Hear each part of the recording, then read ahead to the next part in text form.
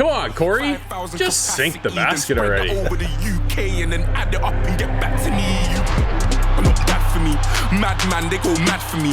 Who the f when they gassed you up like you're good enough to be clashing me? Oh, please stop harassing me. Charge me up and put gas in me. Them little fish wanna try ting. Oh man, the audacity. I got girl in my inbox sending me eyes. Living on the edge to the end of our lives. Wolf in the sheepskin telling me lies. Sometimes I love so ahead of my time. Mainstream. Well, Cory, it's been an interesting year, but it's a new season, and we're back on the courts. We're playing NBA 2K21, and it's been a bit of a roller coaster. We've had some slight changes and some major changes that have made the game a little bit more difficult than what we're used to, and I'm obviously talking about the new shooting mechanic. That is honestly the biggest struggle with the game, and man, I don't know, like I'm a shooting guard. Cory, my guy is a shooting guard, and I can't shoot. Like, when you first start off, that is the biggest struggle. I've always gone to the shooting guard. I loved when I play basketball to actually just shoot the ball. That's what I love to do the most, so that's the kind of my play style when I actually play the game. Get into that, they completely changed the mechanics of the game. Within days of launch, there's a patch for it, and the patch honestly fixed it a little bit. It did, but I found the only way I was actually starting to sync anything was when I completely upgraded my character in the shooting field and had it all maxed out, and that's when I started syncing baskets. I would get the odd green here or there, but dude, for the most part, if you're not hitting that line, you're not making a ball.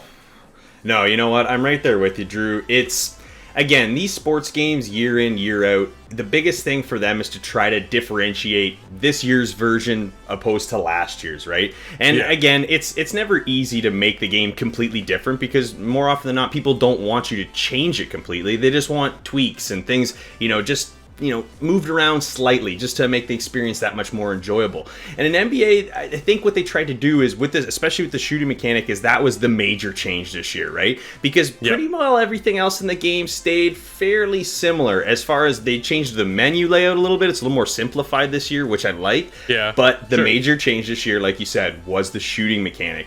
And so last year, I played as a perimeter shooter. I was a pass-first guard, but I shot threes. Very Steph Curry-ish, right?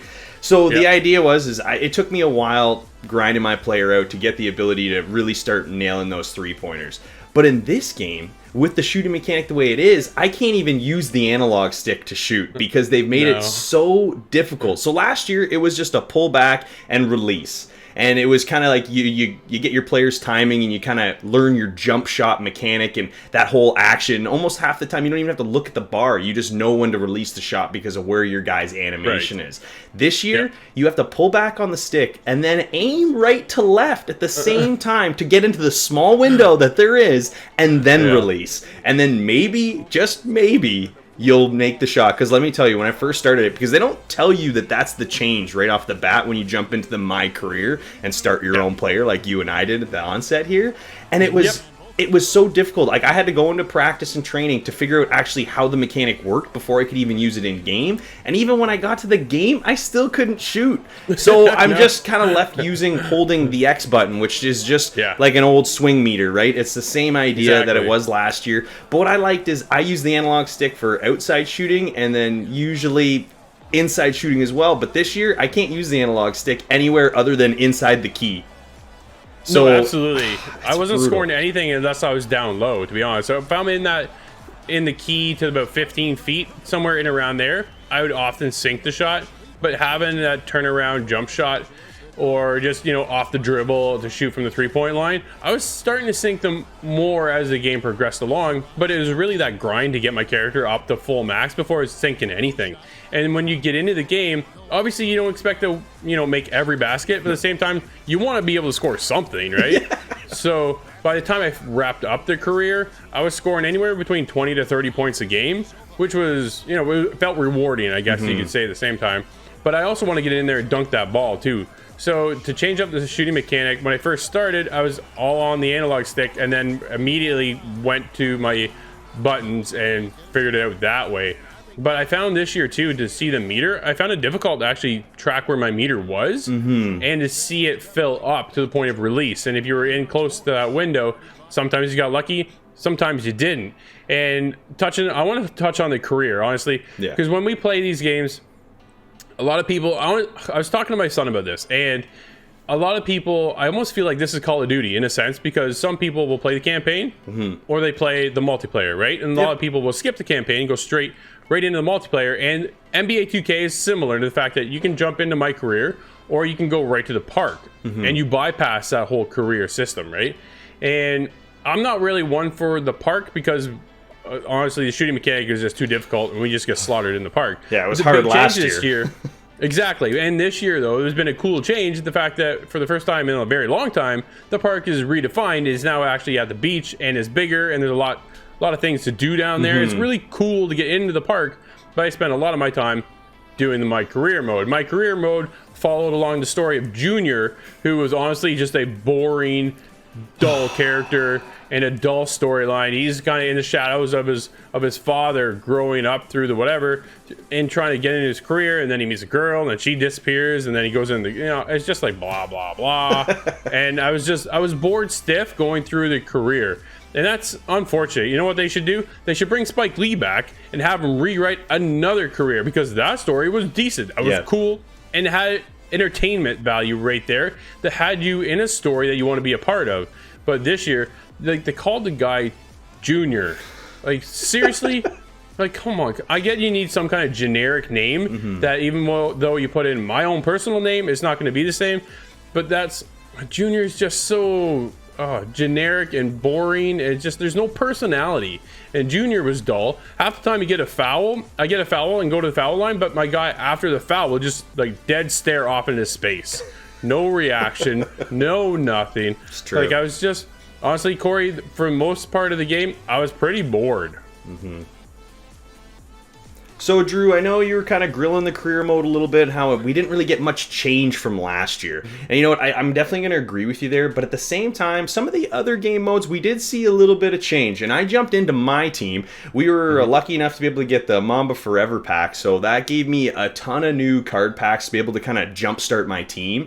And I really like this card management style. I've always been into this. I played it in Madden. I liked Hockey Ultimate Team and NHL, so my team is something I always at least like to jump into.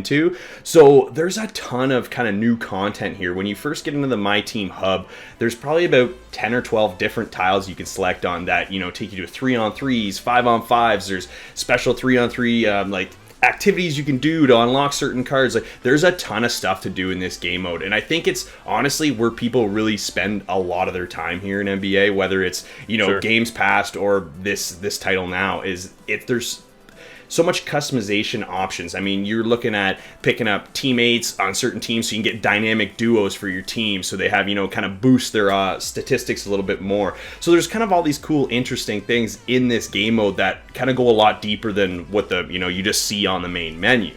But moving to some of the other game modes like My GM, not much has changed. It's just the same mode over and over again. And honestly, My GM is one of those modes in some of these sports games that actually works out almost better than the kind of My Teams or the Ultimate Team type game modes. But when they don't touch it and they don't change it from year to year, well, nobody's going to use it, right? Like you said, the career's there, so there's a story that you can jump into. My Team's definitely a lot deeper than most of the other game modes. So there's a lot more to kind of look at there. So game modes like, even just hopping online versus or doing the My GM, they kind of just fall into the background, and that really hurts this because, again, these sports titles need to differentiate themselves, and I'm just not sure if 2K21 has done it for NBA this year.